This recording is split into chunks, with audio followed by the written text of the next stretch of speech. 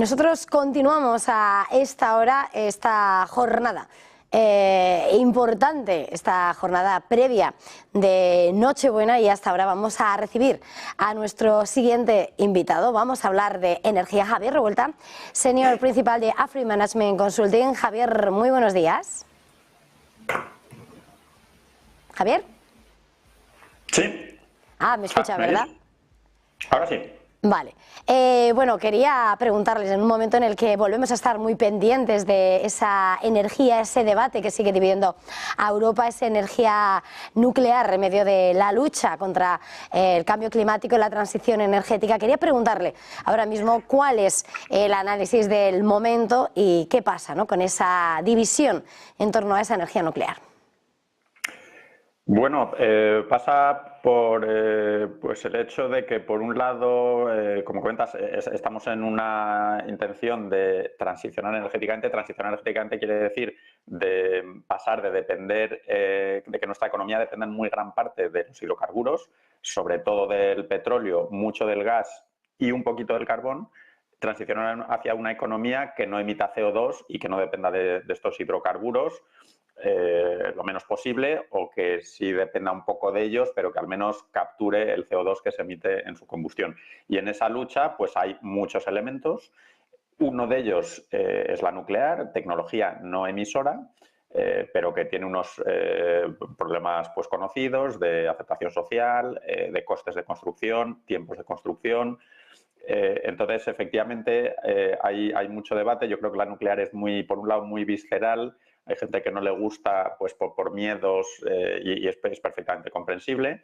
Pero bueno, cuando se hacen números de escenarios en los que sí haya o no haya nuclear, pues en los escenarios sin nuclear, muchas instituciones y yo personalmente pues pensamos que hace falta contar con la nuclear como una parte, pues por dar un orden de magnitud, de que del orden de 20% de un sistema eléctrico pueda ser nuclear y el resto renovable.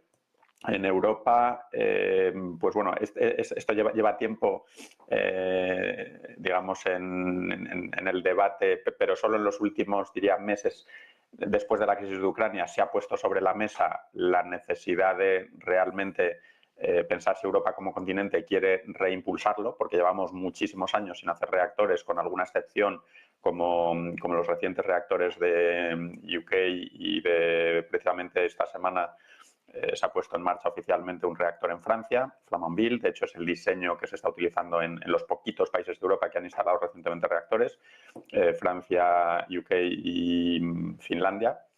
Pero bueno, recuerdo que Europa, como institución política, se ha reembarcado en la nuclear con una apuesta clara, ya es conocido el informe Draghi, por no solo extender reactores, sino tratar de construir nuevos. Concretamente, Europa habla de un nuevo tipo de reactores que se llaman los SMR, que son reactores, casi todos ellos, digamos que es una gran familia de reactores que tiene una particularidad nueva, que es que son más pequeños que los antiguos, se pueden estandarizar, se podrían hacer a escala industrial de manera más barata que antes, con lo cual, bueno, el matiz de si SMR o tecnología antigua, yo para mi gusto no deja de ser un matiz, pero Europa en bloque, y von der Leyen lo dice explícitamente, y el informe Draghi lo dice explícitamente, que Europa tiene todo el sentido que vuelva a apostar por la nuclear, porque escenarios sin nuclear pues ponen a Europa en una situación de seguir importando gas, seguir emitiendo CO2, y por más que hagamos muchas renovables, que yo creo que nadie lo discute, y las renovables tienen que ser la fuente número uno de incremento de aprovisionamiento energético, y así está siendo el caso. La cuestión no es tanto si se debe hacer renovables o no, que nadie lo discute, sino si una parte del mix futuro debe ser nuclear para los periodos sin sol y viento, teniendo en cuenta que no estamos siendo capaces de hacer renovables más almacenamiento a una velocidad suficiente como para suplir plenamente el no desarrollo de nuclear en complemento. Y el caso paradigmático es Alemania, que efectivamente ha cerrado hasta, si no me equivoco, 14 gigavatios o 17 gigavatios en los últimos 10 años, y está reactivando una parte de carbón y una parte de gas. Tiene un plan muy grande de construcción de centrales de gas, además de estar haciendo muchísimas renovables.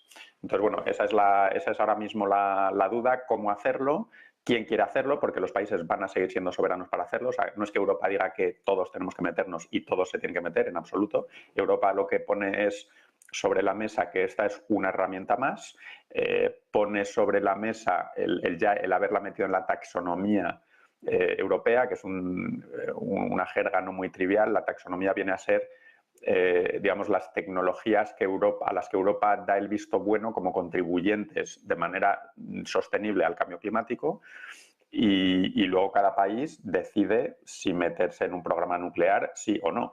Recuerdo que esto no lo sabrá mucha gente, pero recuerdo que no solo Francia tiene reactores y tiene programas nucleares, sino que en España, en Europa, ahora mismo hay en la Europa continental, o sea, la política más los países europeos que no pertenecen a la Europa de los 27, hay 15 países que tienen reactores o en construcción o programados o propuestos.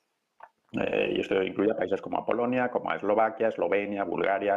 Es decir, en total 15 países están en distintas fases, muchas de ellas muy preliminares, y está por ver que lo consigan, pero que la energía nuclear no es algo solo de Francia, sino algo en lo que Europa se quiere embarcar y en los que muchos países quieren y están ahora mismo pues discutiendo las maneras de hacerlo, qué tipos de ayudas se permiten, si financiación barata, si ayudas a la construcción. O sea, que en esas estamos. En este escenario, antes de terminar, querría preguntarle en concreto, estábamos poniendo sobre la mesa la división entre los distintos países europeos. España es de los que se descuelga, se aleja y va a esos cierres, ¿no? Pero sin embargo hemos asistido como en los últimos días, de hecho este mismo mes, el pasado día 13, se ordenaba incluso la paralización de la gran industria ante la falta de electricidad. Hemos visto además medidas de compañías de grandes siderúrgicas anunciando, programando ERTEs precisamente mirando a los costos y a los problemas que puede ir viviendo próximamente.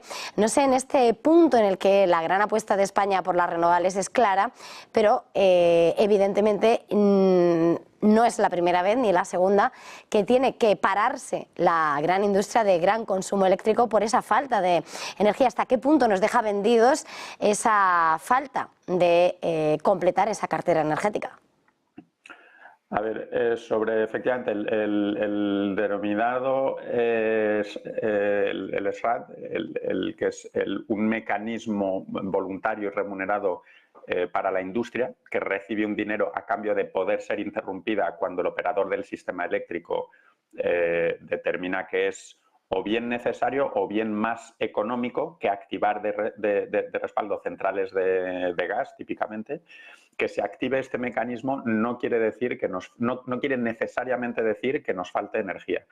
Y en las últimas poquitas veces, creo que han sido tres veces, creo, las que se ha utilizado este mecanismo este año, no quiere decir que nos haya faltado y que digamos que nos lo hubiéramos pegado, eléctricamente hablando, caso de no tenerlo. En el último caso, sí que se ha dado una situación en la que estábamos bastante justos. Y concretamente teníamos, yo según mis cuentas, teníamos activado hasta la última central disponible de gas en España, absolutamente todas ellas acopladas, las disponibles, que no las construidas, unas cuantas parece que están ahora mismo en una situación de semi-hibernación, digamos, no están disponibles si las llamas para que conecten mañana. Este último día sí que quedaba un poquito de margen. En algunas otras tecnologías, en centrales de bombeo, con las interconexiones con Francia no estamos importando a plena capacidad, pero esto lo que sí que es claramente es una muestra, un indicador de que se nos agotan los márgenes.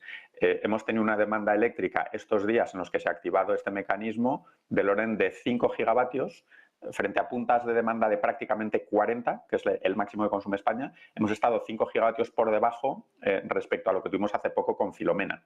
Es decir, que hemos estado en una situación que no ha sido todo lo peor que podía haber sido. Este ha sido un año hidráulico muy bueno y por tanto tenemos los embalses llenísimos, con lo cual podía haber sido peor por la parte de embalses, podía haber sido peor por la parte de consumo y efectivamente no contar en los próximos años con generación nuclear que potencialmente desconectaremos en los próximos años, no hace más que añadir riesgo. Entonces no es tanto una certeza como una fuente de añadir riesgo. Yo esto lo comparo en un coche, le quitas 2 frenos y no te la vas a pegar, pero como venga una curva un poco mala, pues tienes 2 frenos en lugar de 4, ¿no? O sea que efectivamente yo personalmente creo que es mala idea desconectarlas tan pronto, y si acaso dentro de 10 años, que estos son un poco los horizontes de planificación de un sistema eléctrico, si dentro de 10 años realmente hemos construido eólica al ritmo deseable, almacenamiento al ritmo deseable, baterías y bombeos, y realmente el prescindir de la nuclear, ya le hemos puesto al coche esos 2 frenos extra, pues perfecto, quítale eventualmente unos más antiguos. Hay que hacer muchos análisis, pero no se los quites de antemano pensando que en el camino, en ruta, vamos a ir construyendo 2 frenos en ruta, ¿no? Ya cuando tengamos ese respaldo y esas renovables, pues nos lo planteamos, pero desde luego no es ahora mismo la situación en la que estamos. Revuelta, ha sido un verdadero placer. Muchísimas gracias por haber estado con nosotros aquí en Negocios Televisión en esta jornada de Nochebuena de Afri Management Consulting. Feliz jornada, feliz negocio, feliz Navidad. Muy bien, un placer igualmente. Hasta luego.